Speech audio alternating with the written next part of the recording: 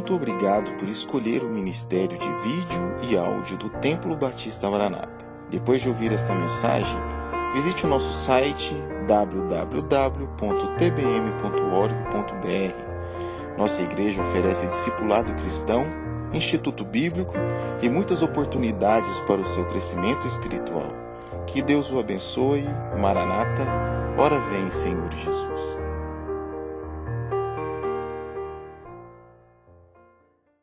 Segunda carta de Paulo aos Coríntios, capítulo 6, versículo 2, fala assim: porque diz, ouvi-te em tempo aceitável, e socorri-te no dia da salvação. Eis aqui agora o tempo aceitável, eis aqui agora o dia da salvação. Curva a sua cabeça. Pai, obrigado pela Tua palavra, obrigado porque ela é viva, ela é santa, ela é pura. Obrigado porque nós temos o privilégio de termos ela traduzida em português e podemos lê-la, podemos usá-la aonde quisermos. Obrigado, Pai, porque podemos, com portas abertas, cultuarmos a Ti neste país, com muitas lutas, dificuldades, mas o culto ainda é algo permitido. E que possamos usar desta liberdade. Oramos para aqueles irmãos que fazem parte das portas fechadas, que eles possam, Pai, receber força dobradas de Ti. Mas oramos para que nesta noite o Senhor fale aos nossos corações através dos textos bíblicos, que eles possam nos dar luz, e que se tiver alguém em nosso meio que não é salvo, que saia daqui salvo. Ó Pai, se há alguém que está longe de Ti, que tem se desviado do Teu caminho, neste mundo perdido tem andado, que nessa noite faça um reencontro contigo, Pai, volte para os Teus caminhos.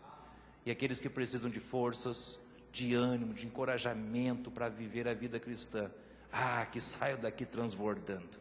Esta é a nossa oração, Pai. Nós oramos a Ti por isso, em nome do Teu amado Filho Jesus Cristo. Amém. Pode se sentar, amado?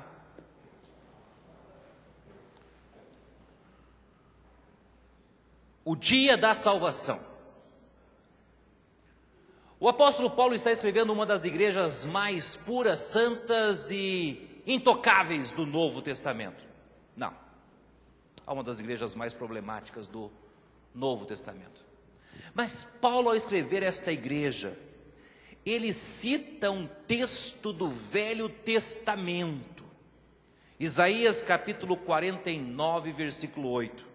Assim diz o Senhor: no tempo aceitável te ouvi, e no dia da salvação te ajudei, e te guardarei, e te darei por aliança do povo, para restaurares a terra, e dar-lhes em herança as herdades assoladas.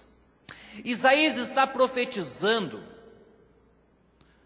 não aos judeus, mas aos gentios. Ele está dizendo que um dia destes, o dia da salvação, iria chegar para eles. Um dia destes, vocês gentios vão ouvir sobre a salvação. Vai chegar, calma. E embora o texto se encaixe perfeitamente para o tempo da tribulação, ele é usado por Paulo na época da igreja, porque é na época da igreja, na dispensação da igreja, que a igreja, e quando eu falo igreja não é prédio, são pessoas que compõem a igreja, porque um dia isso aqui pode tudo ser desfeito, mas isso aqui não. A igreja tem uma responsabilidade, e o responsável pela salvação transmitiu esta responsabilidade para a igreja. E ele disse aos seus discípulos em Marcos 16:15, e disse-lhes: ide por todo o mundo, pregai o evangelho a toda a criatura.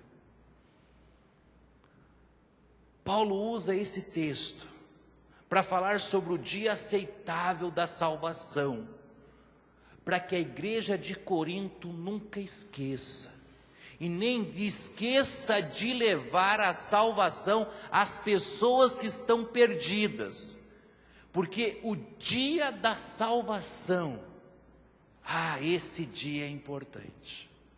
Agora, pensando em um dia, qual dia é o dia da salvação? Qual dia é o melhor dia para ser salvo? Qual que é o dia que Deus quer que nós sejamos salvos? Que você aceite Jesus como seu Salvador? Quando é? Qual é? Qual é o dia da salvação? Eu conheci uma senhora, e de cômico era engraçado. Eu marquei uma visita na casa dela e eu fui visitá-la. E ela vivia perdida no tempo. Então, cheguei em sua casa, bati no portão, ela abriu a porta, ela veio lá do fundo falando: pastor, não estou entendendo não. O senhor não falou que vinha me visitar ontem? Eu disse: ontem não, meu irmão, ontem era quarta-feira é dia de culto. E dia de culto à noite nós não visitamos, nós temos culto na igreja. Mas e por que a irmã não foi no culto? Pastor, eu esqueci que o culto era às 20 horas.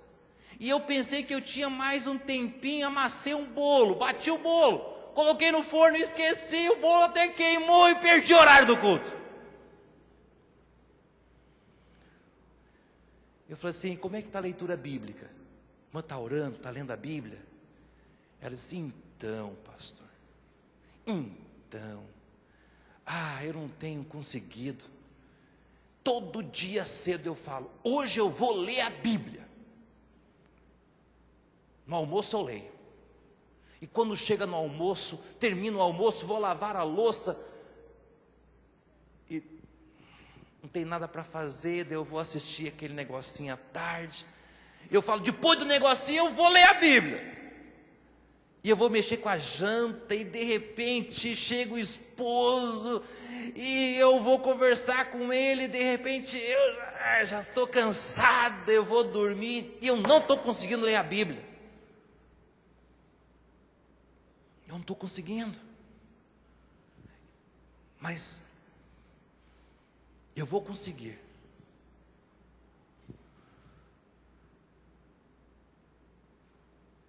Muitas pessoas estão como aquela senhora, mas não perdida em relação ao tempo, sobre ler Bíblia, ir na igreja, esquecer o bolo no forno, mas em relação à salvação. Muitas pessoas vão deixando para depois. E nós temos o costume de fazermos uma pergunta. E a pergunta é: você já é salvo? Muitas pessoas dizem: não, pastor, eu ainda vou tomar uma decisão, mas não hoje, amanhã. Não, pastor, quando tiver a próxima oportunidade eu tomo uma decisão, mas hoje não, amanhã. Pastor, eu já estive perto, mas agora eu vou esperar um pouco, depois eu tomo essa decisão. Depois eu faço essa decisão. E vão deixando para depois. Agora, quando nós olhamos para o que Paulo falou para a igreja, sobre qual é o dia da salvação, nós aprendemos que o dia da salvação não foi ontem. Não foi ontem.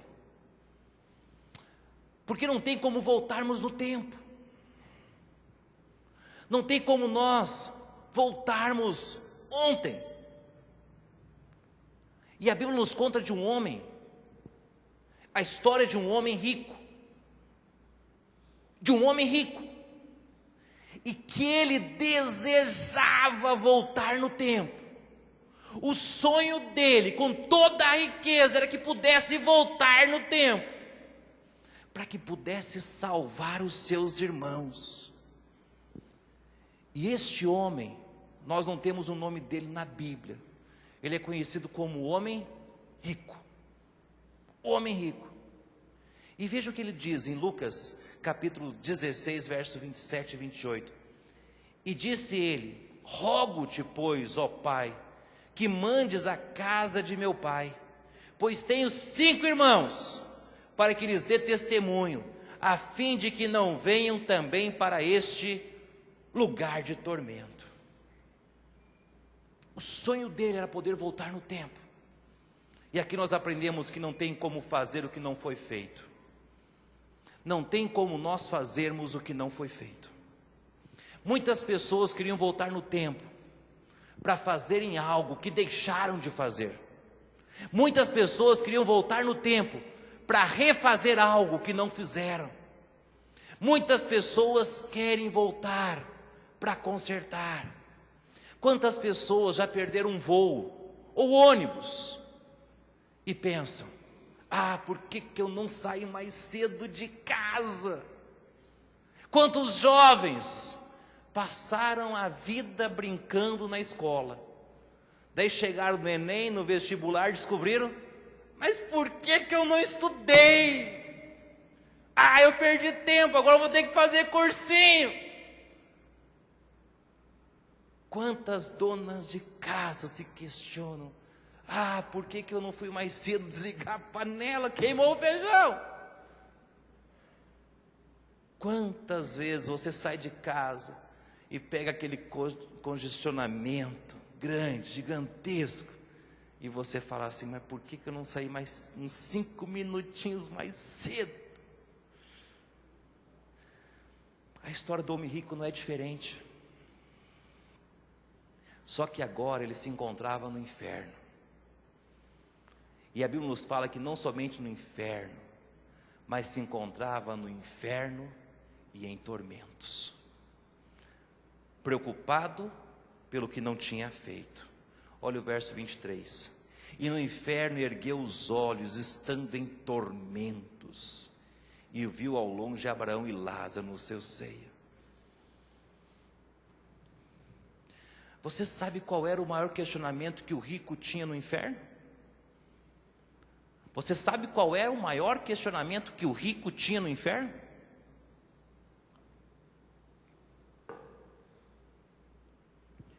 Por que eu não aceitei a Cristo? Por que eu não aceitei a Cristo ontem? Se eu pudesse voltar no tempo, eu teria aceitado a Cristo. Existe para muitos um lugar chamado purgatório. Não sei se vocês já ouviram falar. E é ensinado, que existe este lugar. Mas, irmão Geraldo, se o rico se encontrasse no purgatório, ele não estaria preocupado e nem em tormentos. Ele não estaria preocupado com seus irmãos, porque ele estava caminhando para um lugar bom, como é ensinado. Mas não, ele estava em tormento, estava sofrendo, estava preocupado pelo que ele não tinha feito ontem. Na salvação não é diferente. Se você não aceitou a Cristo ainda, não tem como você voltar no último culto, em que a mensagem foi pregada, que o apelo foi feito, e que você, em vez de levantar a mão ou ficar em pé, você ficou quietinho. Não tem como voltar àquele culto para aceitar a Cristo. Não tem como fazer o que não foi feito. Não tem como. Segundo,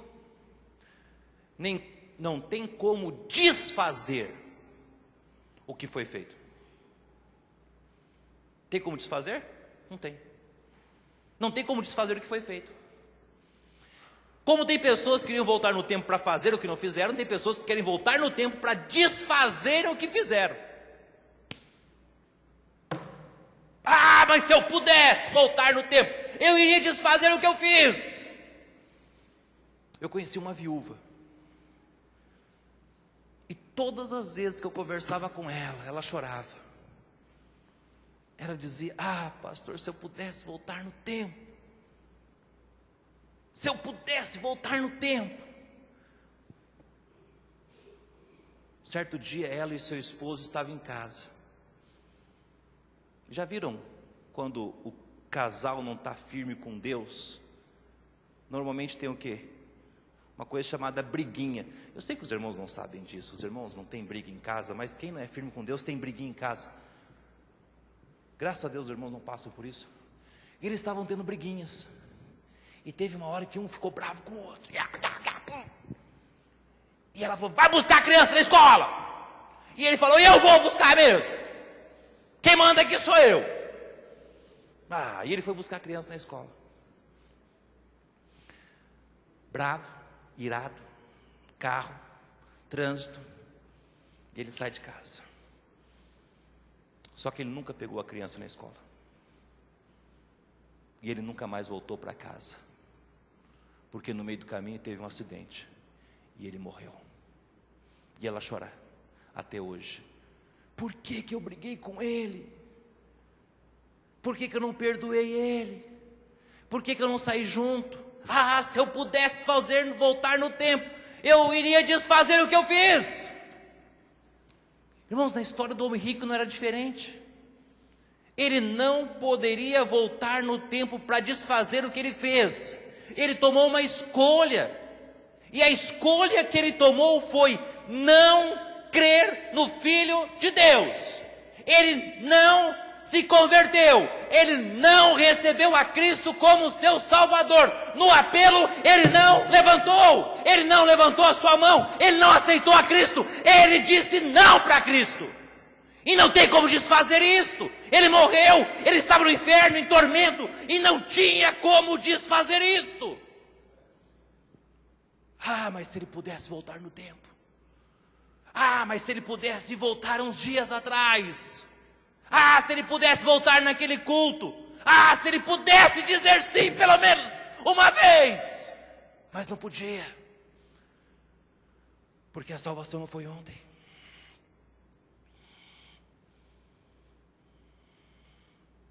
Não tem como mudar.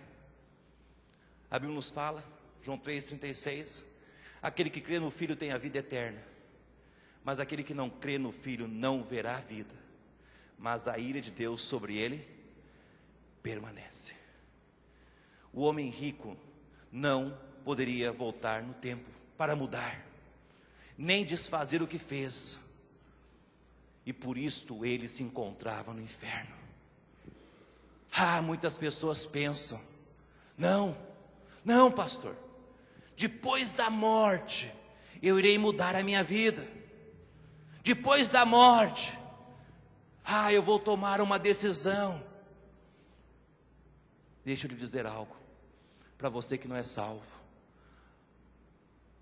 após a morte, você não terá chance de mudar a sua história, porque a salvação não é ontem. E após a morte, não tem mais como voltar para que você aceite Cristo como Salvador. Porque ontem passou. Aqui nós aprendemos também, em segundo lugar, que o dia da salvação não será amanhã. O dia da salvação não será amanhã.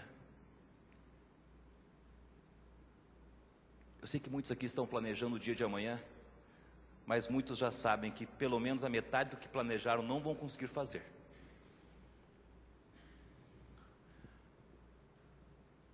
Mas muitos pensam amanhã. A Bíblia nos conta a história de um homem que encheu o seu celeiro de mantimento e desejava procrastinar a sua decisão. O celeiro está cheio, tem comida para bastante tempo. Eu vou procrastinar a minha decisão. Eu vou deixar para depois.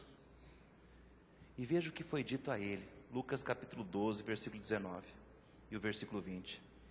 E direi à minha alma: alma, tens em depósito muitos bens para muitos anos.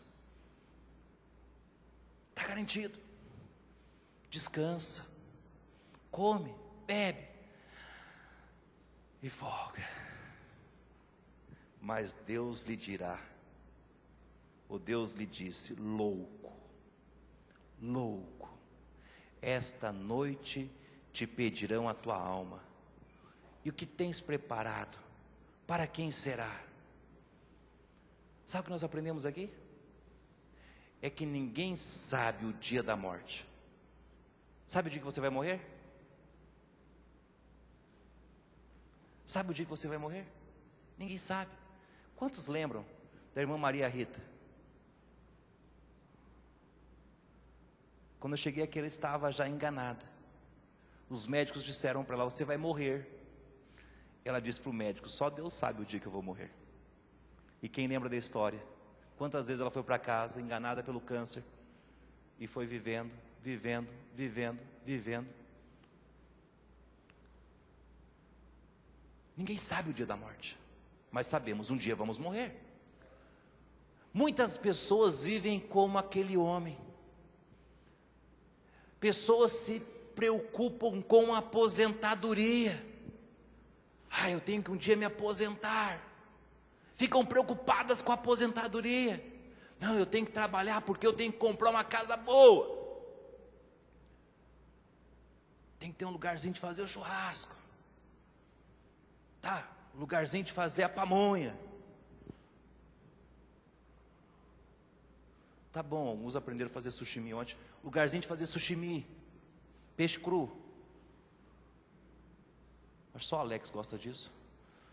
Mas pessoas se preocupam com a casa, ter condições de vida. Eu preciso ter um carro bom, eu preciso ter comida boa, para que na velhice eu possa descansar. Não é assim? Na velhice eu possa folgar, não me preocupar. E muitos dizem: pastor, depois que eu me aposentar, depois que eu tiver uma casa boa, um carro bom, o senhor vai ver, eu vou ser fiel a Deus, eu vou entregar minha vida a Deus e vou servir a Ele. O que essas pessoas não sabem é que ninguém sabe o dia da morte, mas o que poucos sabem e compreendem e entendem é que a morte é uma certeza. E a Bíblia é clara nisto. Em Eclesiastes capítulo 3, versículo 2 fala: há tempo de nascer e há tempo de morrer. Há tempo de morrer. A morte é uma consequência. A morte é uma consequência do pecado, porque o pecado entrou neste mundo, e o pecado, por causa da desobediência do homem a Deus, trouxe a consequência do erro é a morte.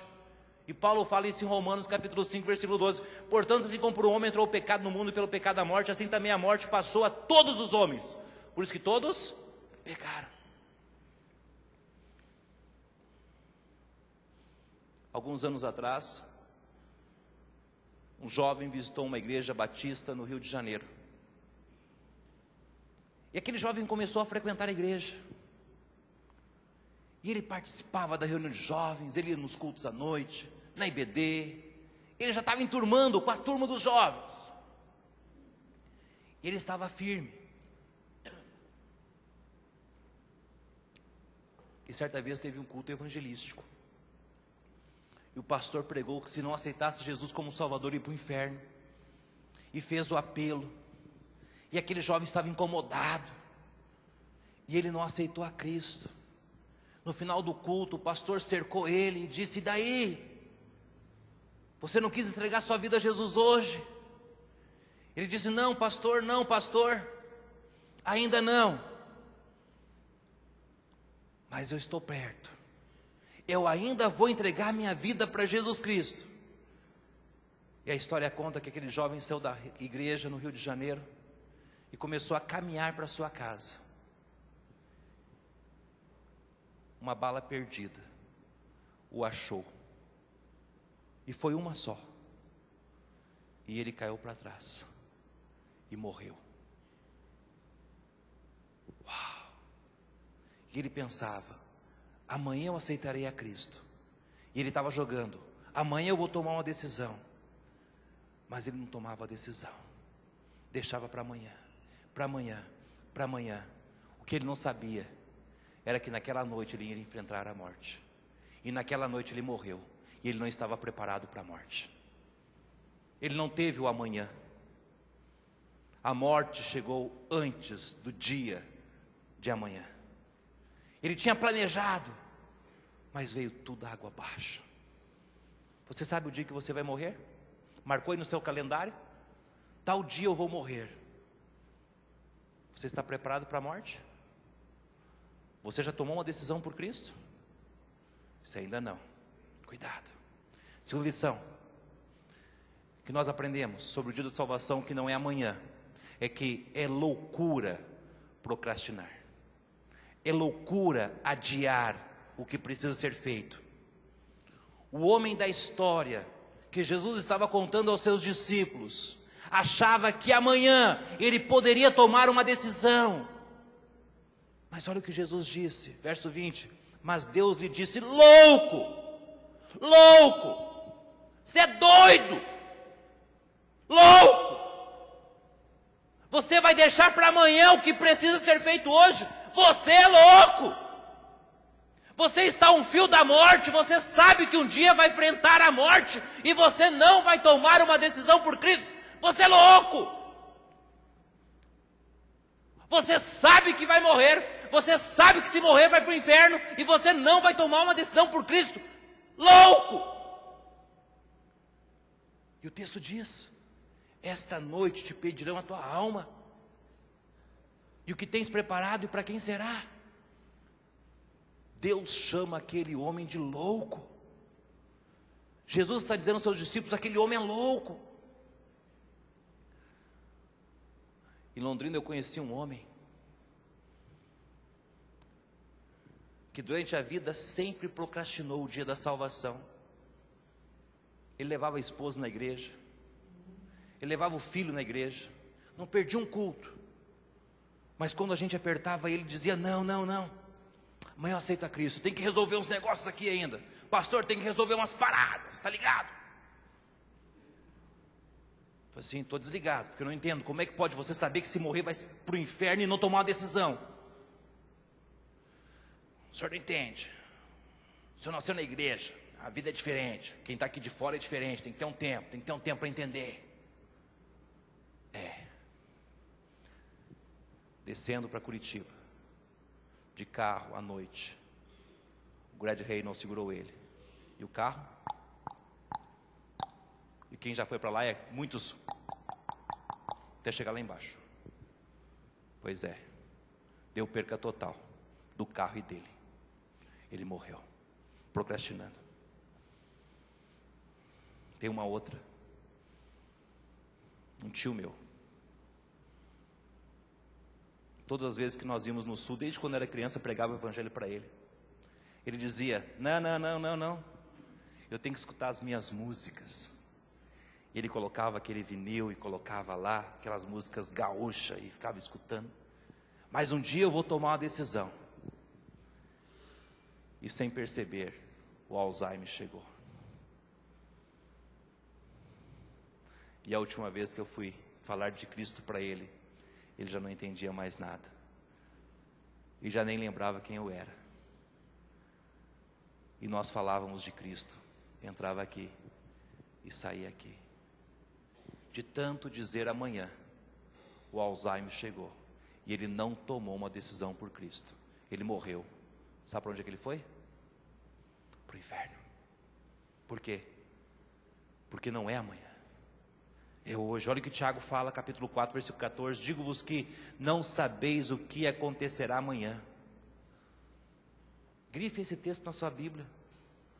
Porque que é a vossa vida? É um vapor que aparece por um pouco e depois se desvanece.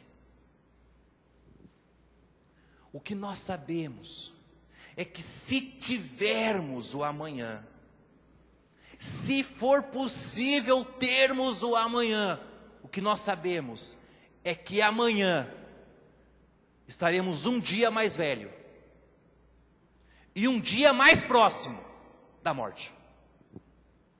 Verdade ou não? Você quer se arriscar? É uma coisa séria, e é uma coisa certa. O dia da salvação nunca foi amanhã.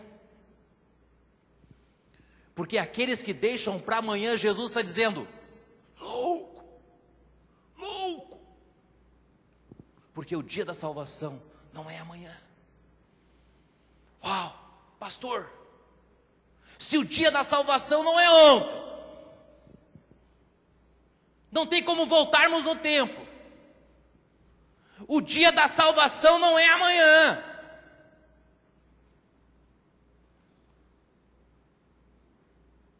Que dia é o dia da salvação? O texto é claro. É hoje. É agora. Olha o texto. Porque diz: ouve-te. Ouvi-te em tempo aceitável. E socorri-te no dia da salvação. Eis que agora o tempo aceitável. Eis aqui agora o dia da salvação. Sabe o que Paulo está dizendo? Que o dia da salvação é agora. Se você não aceitou Jesus como seu Salvador, saiba que é agora o dia da sua salvação. É hoje que Deus quer te salvar. É hoje que Jesus quer te perdoar de todos os seus pecados. É hoje que Ele quer transformar a sua vida, não é amanhã. Paulo é claro, é hoje. Sabe a lição que nós tiramos aqui? É que a salvação está no tempo presente. Olha que João, capítulo 5, versículo 24 nos fala: na verdade, vos digo que quem ouve a minha palavra e crê naquele que me enviou, tem a vida eterna.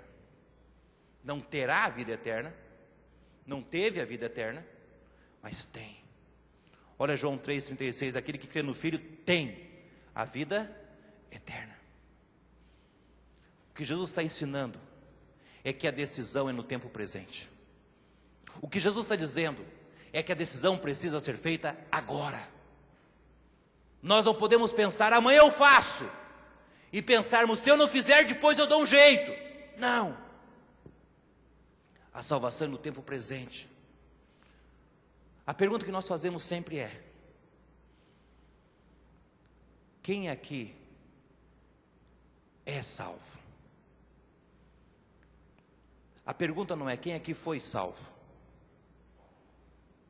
A pergunta é quem aqui é salvo. Porque a salvação é no tempo presente. Você é salvo? Quem é salvo tem certeza disso? Amém. Se você não diz, você está enrolado. E Deus está falando: louco. E você está adiando: louco. A Bíblia nos fala que todos nós somos pecadores. Esta mesma Bíblia nos diz que Jesus morreu na cruz pelos nossos pecados. Esta mesma Bíblia nos conta que todos os nossos pecados foram colocados na morte de Cristo na cruz. Agora, aquele que morreu pelos nossos pecados, Jesus Cristo na cruz do Calvário, nos oferece perdão dos pecados e a vida eterna para todos aqueles que o receberem como seu Senhor e aceitá-lo como seu Salvador. Para isso você precisa reconhecer que você é pecador, crer em Jesus, que Jesus morreu na cruz, foi sepultado e ressuscitou e pode lhe dar a vida eterna. Se você não crê em Jesus como seu Salvador e reconhecer que você é pecador, você não será salvo. Logo no começo dos cultos em Aparecida, uma senhora foi na igreja, estava frequentando o culto, e todo culto, ao final, eu perguntava no apelo: alguém aqui, quem é salvo, levante a mão.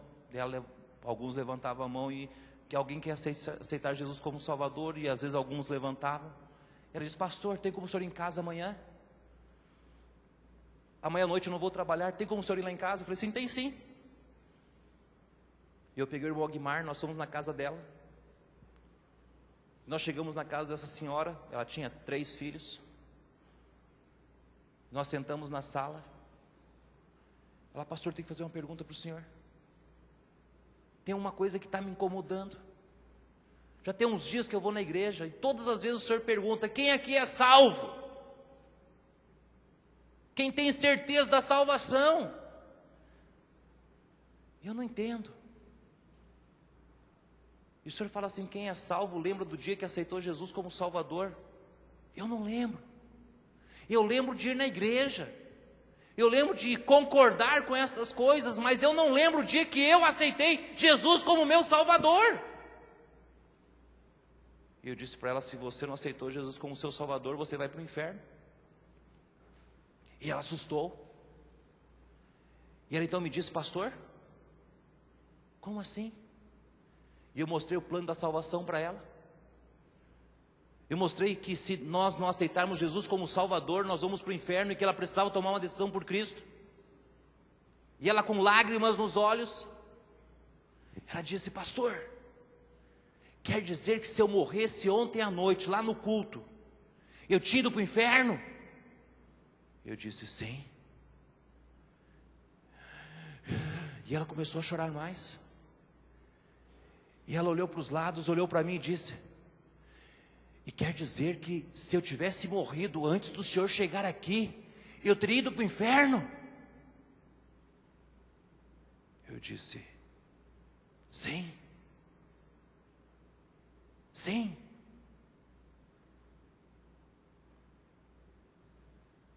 Se você não tomou uma decisão por Cristo, você não vai para o céu. Por isso a pergunta é séria: você é salvo? Você tem certeza da salvação? Você está preparado para a morte? Porque a salvação no tempo presente, a salvação resolve o problema do passado. Quando nós aceitamos Cristo como nosso Salvador, Ele resolve o problema do pecado. Olha Atos capítulo 10, versículo 43.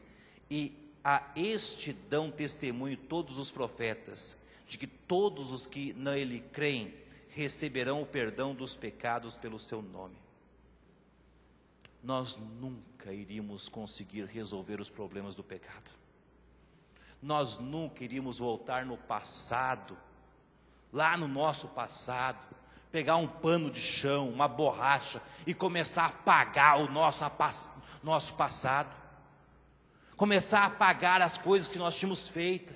Não tem como nós voltarmos e apagarmos. Somente um pode apagar o nosso passado, e essa pessoa é Cristo. Somente Ele pode resolver os problemas que nós temos com o passado e com o pecado que passou. Somente Ele pode nos dar perdão dos nossos pecados. Somente Ele pode nos fazer uma nova criatura. As coisas velhas ficarem para trás e tudo ser novo. Olha o texto, 2 Coríntios 5,17. Assim que se alguém está em Cristo, nova criatura é. Se você aceitar Jesus como seu Salvador, você se transforma numa nova criatura. E não para aí, as coisas velhas já passaram, e eis que tudo se fez novo. Lá na cruz do Calvário, tinha 2 ladrões. Tinha um ladrão ruim e tinha outro ladrão ruim. Já viu ladrão bom? 2 ladrões ruins. Ladrão bom. Falar: vai lá visitar a casa do irmão João, porque ele falou que tem um ladrão bom. Não existe ladrão bom. Só que um dos ladrões ruins fez uma decisão. Ele aceitou Cristo como seu Salvador. Ele tinha pouco tempo. Ele sabia que o tempo estava contado para a morte. E Jesus disse para ele: hoje mesmo, estarás comigo no paraíso. Você não vai ficar lá no túmulo dormindo, não, tá? Aguardando lá no túmulo, babando lá, não. Você não vai ficar num quartinho, numa gavetinha fechada lá esperando, até quem sabe o dia, quando eu voltar. Não, hoje mesmo estarás comigo aonde? Paraíso. Uau, que promessa. Amém ou não? É isto. No Calvário, Jesus encontrou mais um que estava perdido. No Calvário, a lista daqueles que precisavam ser salvos no ministério de Cristo foi alcançada. Completou a lista. Mas ele reconheceu os seus pecados e recebeu o perdão dos seus pecados. Sabe por quê? Porque hoje é o dia da salvação. Hoje é o dia de resolver o problema com o seu pecado. Hoje é o dia de resolver o problema com o seu passado. E por fim, a salvação no tempo presente, porque ela resolve os problemas do passado, mas ela garante o nosso futuro. João 3,16. Porque Deus amou o mundo de tal maneira que deu o seu Filho unigênito, para que todo aquele que nele crê não pereça, mas tenha a vida eterna. Irmãos, eu gosto demais desse texto. Eu uso demais esse texto. Porque a vida não é até pecarmos. A vida não é até errarmos. A vida que Jesus oferece não é até cairmos. Não é até tropeçarmos. A vida que Jesus oferece é a vida eterna. Quando o homem rico morreu, ele foi para o inferno. Mas naquela mesma ocasião, morreu também um homem chamado Lázaro. Enquanto o rico foi para o inferno em tormentos, a Bíblia nos fala que Lázaro foi levado para o paraíso. E olha como era o tratamento lá no paraíso. Verso 22 de Lucas 16. E aconteceu que o mendigo morreu e foi levado pelos anjos para o seio de Abraão. Ele estava sendo consolado. Ele estava sendo abraçado. Ele estava sendo cuidado. O crente não tem medo da morte, porque a morte é uma certeza, e a morte simplesmente é um passo para a vida eterna. Um dia todos vamos enfrentá-la, e a pergunta é: você está preparado? Paulo, escrevendo à igreja de Filipos, em Filipenses 1:21, ele fala: porque para mim o viver é Cristo, e o morrer é ganho. Sabe o que Paulo está dizendo? Para mim viver é bom, mas morrer é muito melhor. Eu não tenho problema de quando eu vou enfrentar com a morte, porque eu sei que a morte é ganho, porque a salvação está garantida, é lucro. Caso contrário, a morte, para aqueles que não têm a morte como lucro, é sofrimento. Se você é salvo, a morte é lucro, é recompensa, vale a pena. Agora, se você não é salvo, a morte não vale a pena, porque é sofrimento. Esses dias uma senhora chegou para mim e falou assim: pastor, fulana morreu. Morreu? Pastor, ela descansou, ela estava sofrendo, 45 dias no hospital, entubada, sofrendo, já estava tudo ressecado, os olhos já não estavam mais, porque ressecaram. E eu perguntei para ela era salva? Não, pastor. Então eu disse: então ela não está descansando. Só começou o tormento, e o tormento será eterno. Ela não descansou, só começou o tormento. Hoje é o dia da salvação, porque ontem não nos pertence mais, e amanhã ninguém sabe o que vai acontecer. Você está preparado para a salvação? Você está esperando a vida eterna? Hoje é o dia de tomar a decisão. É hoje que Jesus quer te salvar. É hoje. Olha 1 Timóteo capítulo 2, versículo 3 e 4. Porque isto é bom e agradável diante de Deus nosso Salvador, que quer que todos os homens se salvem e venham ao conhecimento da verdade.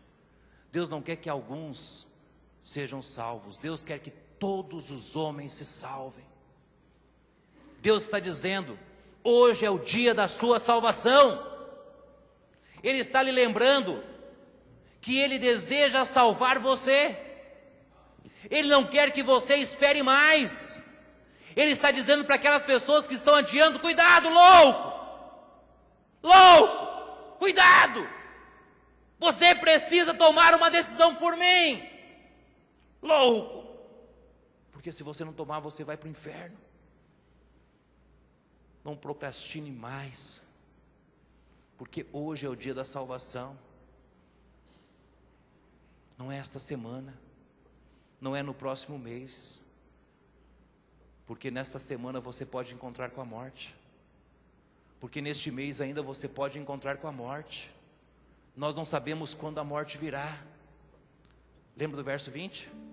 Mas Deus disse-lhe: louco, esta noite pedirão a tua alma. E que tens preparado? E para quem será? Tem um corinho, um hino que nós cantamos, que fala assim: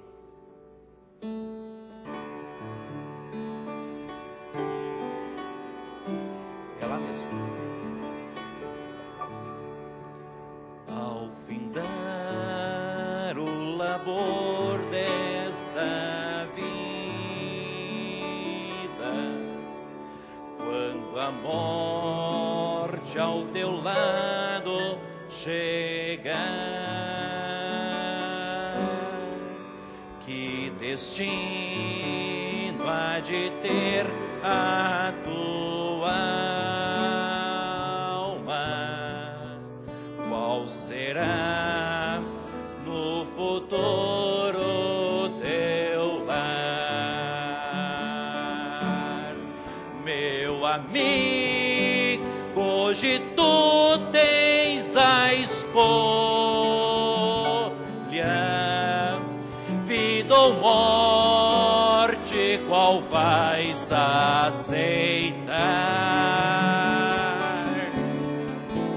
Amanhã pode ser muito tarde. Sabe por quê? Hoje Cristo te quer libertar. Sabe quando é o dia da salvação? É hoje. Você está pronto? Curva a sua cabeça, vamos orar. Pai, obrigado pela tua palavra que é viva, eficaz e capaz.